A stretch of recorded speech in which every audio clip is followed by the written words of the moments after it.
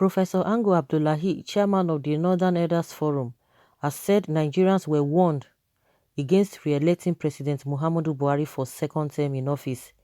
He said it is not a surprise that Nigerians are paying the price for their action, despite glaring evidence of Buhari's incompetence prior to the 2019 election. Abdullahi made a statement in an interview with The Punch on the current security challenges plaguing the North. He said, "It is just a clear indication that the failure which I referred to in the statement I issued some days ago. For a long time now, we have been calling them out so that the masses will realize that this is a failed government and we didn't hide it before now. We said so and we gave reasons why we talked and insisted that this Muhammadu Buhari's government did not worth re-electing, but Nigerians re-elected it, and as such, I don't see why they should be complaining now," he said. In response to questions on the presidency blaming traditional rulers for being responsible for the worsening state of insecurity in the region, Abdullahi noted that security is not the constitutional duty of traditional rulers. Are traditional rulers in charge of Nigeria's soldiers, police and other security agencies? Why are monarchs being accused of not being able to stop banditry and other security problems? So I don't know what the problem is. They, the government, have to find scapegoats. They have to find people to blame for failing to do their work. If you look at the constitution, traditional rulers are not meant to be in charge of our security, are they? We know those who the chief security officers are and what instruments they have in their hands. Traditional rulers are not listed as officers under the constitution of this country.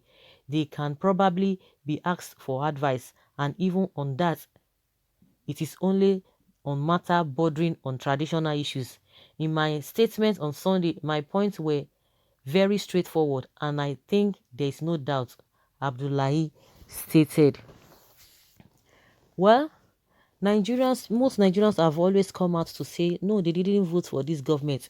Just the same thing Ango Abdullahi is saying, the same thing Professor Wole Soyinka said, that he was surprised that with the level of governance of Buhari in 2015 to 2019, that he never expected that Buhari could even come back again for the second time, that people will even have a one vote, not to talk of a coming back. We know the shenanigans that came up, and a lot of Nigerians have said, no, we didn't vote for them, we didn't do this and that. But and I don't think that is even right for some Nigerians. Of course, everybody cannot vote for Buhari, but if you are claiming that it was rigged, they cannot rig on nothing.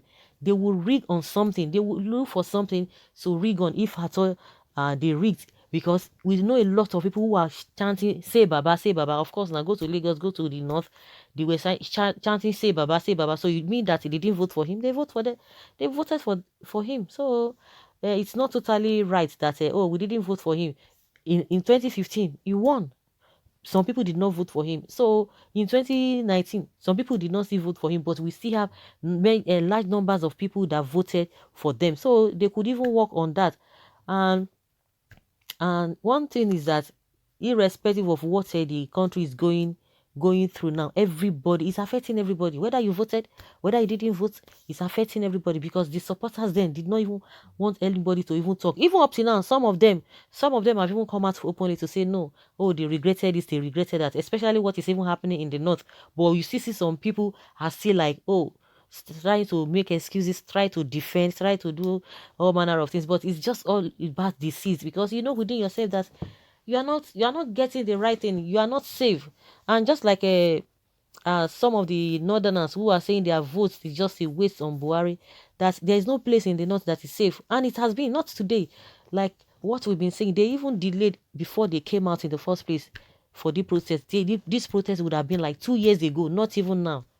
2 years ago, but because of what they were being told, oh, this and that, oh, some other people, they are corrupt, and the corruption we are talking about is still embedded, fully loaded in this administration. So what are we talking about? What is the difference?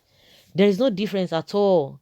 All the so-called people who in the other party, who were in the other party, But because they are looking for numbers, they said those people, they are corrupt. Yet you still accommodated them. Just like somebody said that you cannot say you don't eat beans, but you eat mama, you eat akara. So what are you trying to say? You don't you are talking about corruption, you are fighting corruption, but you are surrounded with corrupt people, allegedly surrounding yourself with corrupt people. So what are we talking about? And now they're beginning to say it. It's not as if anyone is making all these things up. These things are glaring, but they will want to defend it to any level they want to defend it.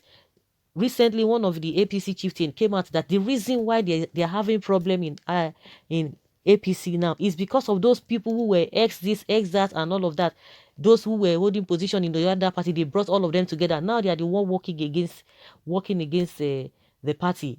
What are we talking about? You say you don't eat beans, but you know the kind of people you surround yourselves with, and now they are complaining because of they are not blaming the people that they themselves they accommodated because they were looking for people.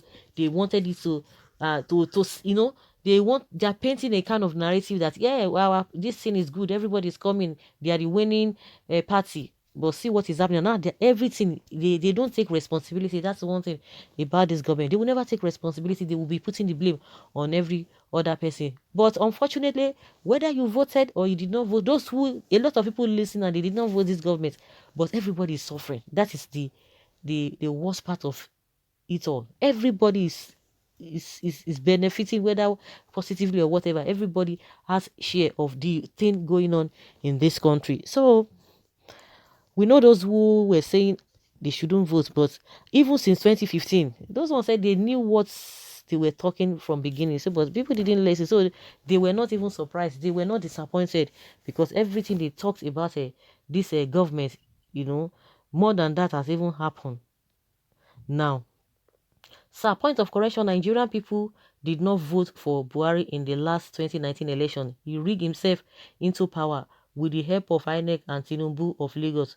So don't blame Nigerians because our votes didn't count. Nobody voted for Buhari second term. APC rigged him in. But you campaign for his first term, no problem. He deserves even third term. We deserve the able leadership of a PMB. Why vote for who and who is ruling? Who vote for who and who is ruling? Can you see and not be judged by God? Let's wait and see. Now I believe what Femi Adesina said about this man, that he was a general without truth. So you advise Nigerians not to vote for Buhari. So which means your criticism is meaningless because you cannot be one-sided. Sir, let me quick to cut in before the end of your statement. PMB was never elected and never won the last presidential election.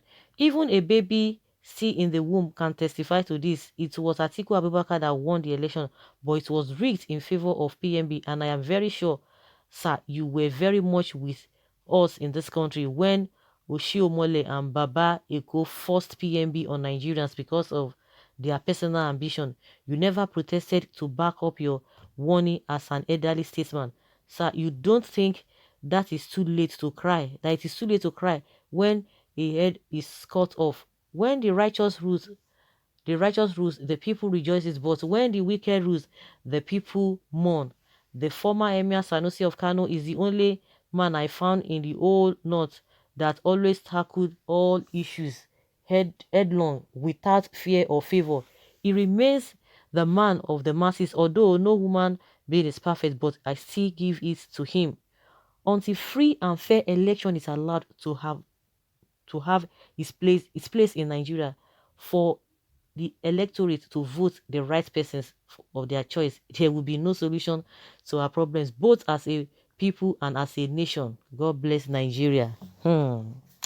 With the help of Mahmoud Yakubu, the INEC chairman, as the center referee and his linesmen, with so many like you as match commissioners, perfected his victory in 2019. If you are condemning the second term of his coming, first of all, condemn yourself and others.